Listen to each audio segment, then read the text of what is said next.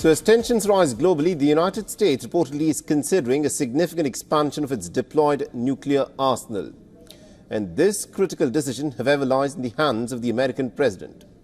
Our next report gets you the details of the evolving nuclear capabilities of China, North Korea and Russia as potential triggers for the changing posture of America's current nuclear forces.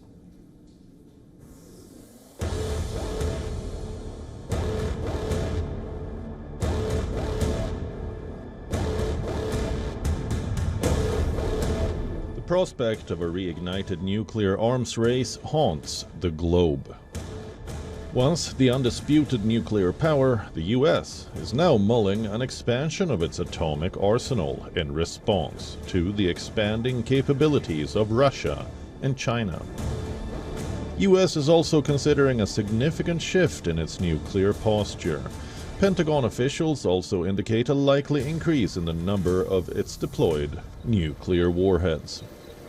Absent a change in the nuclear trajectories of the PRC, Russia, and North Korea, we may reach a point where a change in the size or posture of our current deployed forces is necessary. There is no need to grow the stockpile yet, but adjustments to the number of deployed capabilities may be necessary if our adversaries continue down their current paths.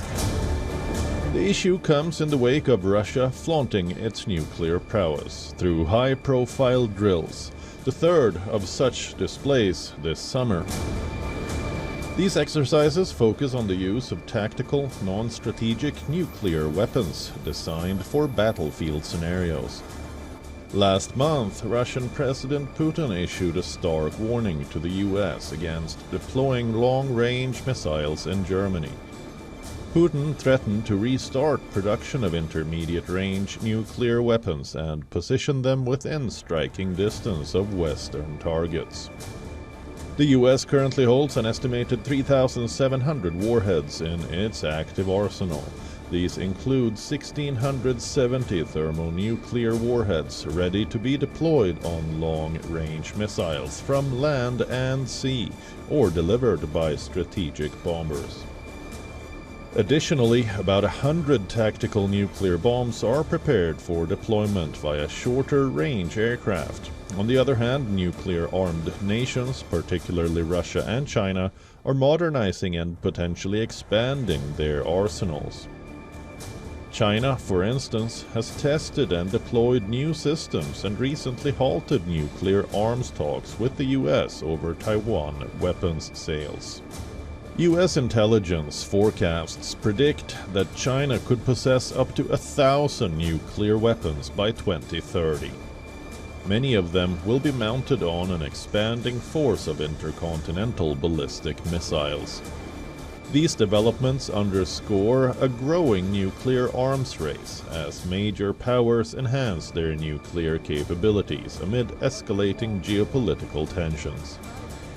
The strategic decisions taken in Washington will play a crucial role in shaping the balance of nuclear power, with far-reaching implications for global security. Bureau Report, WION World is One. All right, now to give us more perspective on this, we're being joined by Mr. Dmitry Babich, who's a political analyst, and he's joining us live from Moscow.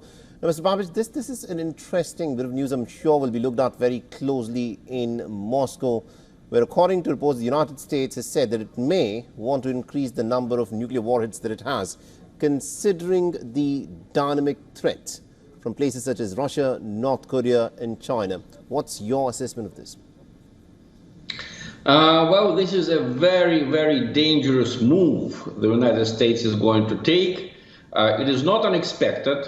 Let me recall that just recently President Biden announced that long-range missiles will be deployed in Germany, something that we haven't seen since 1989, when Gorbachev and George Bush the Senior agreed that there would be no more intermediate-range missiles targeting the Soviet Union and Central Europe.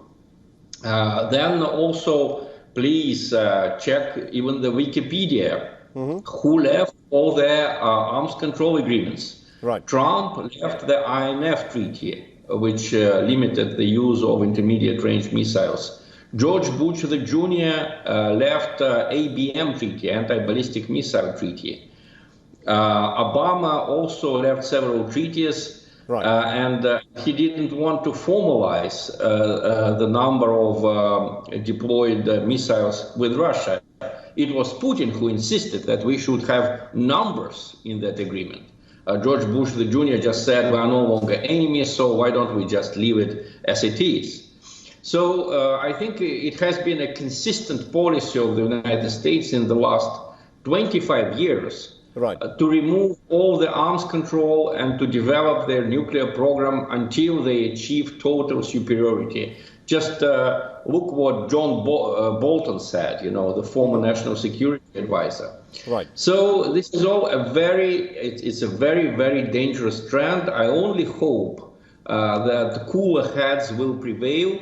Probably the older people who remember the World War II and the use of nuclear weapons in Japan. You know, unfortunately, the new generation comes, which does not share that fear of powerful weapons that my generation had, or especially my parents' generation. Now, Mr. Babbage, perhaps, you know, the West would point out that Russia is also resorting to loud nuclear rhetoric. The fact that in the last 1 month you have resorted to carrying out the tactical nuclear drills twice in Russia is clearly sending out a message to the West. Why is it that Russia is resorting to repeatedly testing its tactical nuclear weapons? Because this is the most humane way of showing that you are unhappy and that you are a nuclear power. You know, having drills is much better than testing your weapons on your adversary. Unfortunately, as you know, not only the United States, but also their European NATO allies allowed Ukraine and encouraged Ukraine to strike at targets inside Russia. And we all understand that Ukrainians cannot do it themselves. They cannot hit Siberia without help from the States, without help of their satellites, of their computer scientists. This is all done with the help of the United States. So when whole cities in Russia are being devastated by missile strikes, how can you remind your opponent that you are a nuclear power? This is very dangerous, what you are doing. You have drills. This is the most humane and the safest way of reminding your opponent that you exist and that you have nuclear weapons. All right, we'll have to leave there. Thank you very much indeed, Mr. Dmitry Babbage, for joining us and getting his dark perspective there. For all the latest news, download the WION app and subscribe to our YouTube channel.